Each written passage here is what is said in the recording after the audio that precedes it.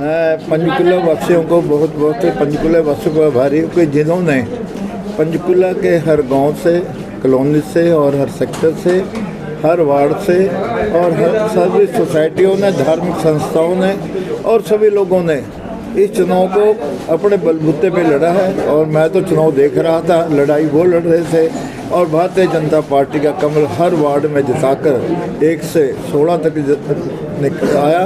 और उसके बाद हमारे जो हमारे अलग अलग पार्षद थे उन्होंने भी चुनाव जीता और भारतीय जनता पार्टी का ग्राफ बहुत ऊपर गया। इससे मेयर का जो पंचकुले का रिकॉर्ड है हरियाणा में सबसे ऊपर है और आज तक रिकॉर्ड बना है। आगे कोई टूटे उसके लिए मैं काम करूंगा कि इस रिकॉर्ड को कोई तोड़े और ज़्यादा वोट लेकर जाए, उसके लिए मेरी शुभकामनाएं रहेंगी। उसके लिए मैं काम करूंगा, उसके लिए समाज को जोड़ूंगा, सभी संस्थाओं को जोड़ूंगा, पंचकुला वासियों की विश्वास में खरा उतरने का हर प्रयास करूंगा। श्यामलाल जी, जिम्मेदारी की कुर्सी पे बैठे हो, पंचकुला के लोगों को बहुत उम्मीदें हैं, सफाई व्यवस्था है, स्ट्रीट लाइट है, पार्क है, और जो अन्य आवारा पशु हैं, इन समस्याओं को कैसे देखते हैं, किस तरह से हल होंगे?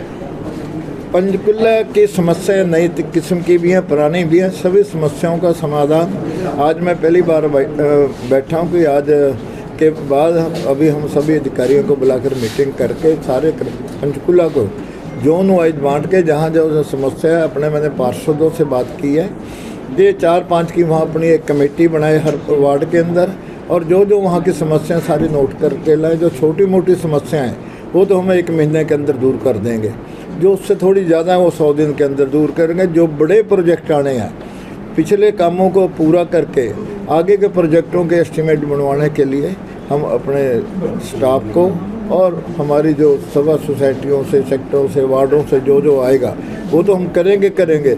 उसके बावजूद पंचकुला हरा भरा रहे और एक स्मार्ट सिटी बने, उसके लिए बड़े प्रोजेक्ट हम लाएंगे यहाँ, जिससे कि पंचकुला की जनता को एक अलग नज़र आए कि पंचकुला जो है उस ट्राई सिटी में सबसे टॉप का है। पूर्व मेयर यहाँ पर खुद पहुंचे थे, उन्होंने भी शुभकामनाएं दी हैं कुलभूषण गोयल जी।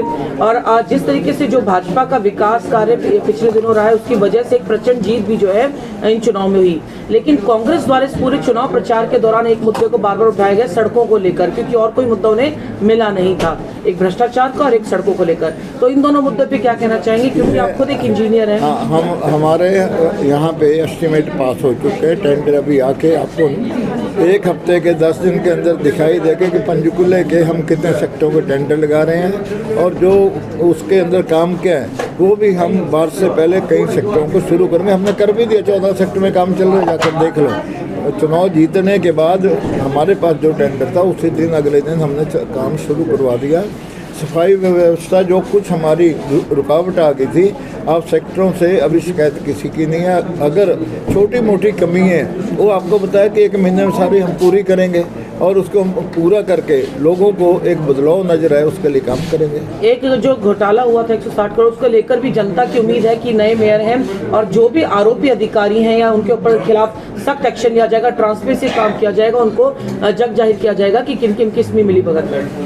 हमारे मुख्यमंत्री ने जैसे ही पता लगा 24 घंटे के अंदर रिकवरी की, सीबीआई को केस दे दिया। जब सीबीआई को केस चला गया, निष्पक्ष जांच तो होगी, जो भी जिसने घोटाला किया वो सजावार है, उसको सजा मिलेगी और आगे को घोटाला ना हो उसके लिए हम पूरा ध्यान रख के एक जो है हमारी सिस्टम में गड़बड़ हुई है उसको दुरुस्त करेंगे। ठीक, जो साइकिल स्टैंड बनाए गए थे एक बार फिर दौड़ सकते हैं वो साइकिल स्टैंड दोबारा दोहराएंगे, दोबारा चलेगा, उससे बढ़िया चलेगा।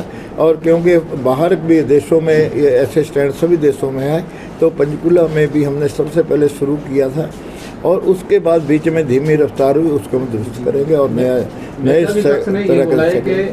हम हार गए तो कोई बात नहीं, लेकिन हम जो है जो आपके साथ मिलकर काम करेंगे, इसके बारे में क्या कहेंगे? नहीं, अच्छी बात है, अगर अपोजिशन मिलके काम करे तो सोने में सुहागा है, लेकिन वो करेगी तब ना। आप सेंटर में देख रहे हैं कि मोदी जी ने पूरे हिंदुस्तान को बदल दिया और दुनिया में नाम भारत का रोशन कर दिया, लेकिन राहुल जी तो वहीं अटके हुए हैं, उसके आगे बढ़ ही नहीं रहे। तो भाइयों, अगर ये ठीक मेरे साथ देंगे तो क्या इससे बड़ी बात क्या होगी? वो सहयोग देंगे और हमने तो चाहे उनका कोई पार्षद जीता या नहीं जीता, सब में बराबर का काम चलेगा।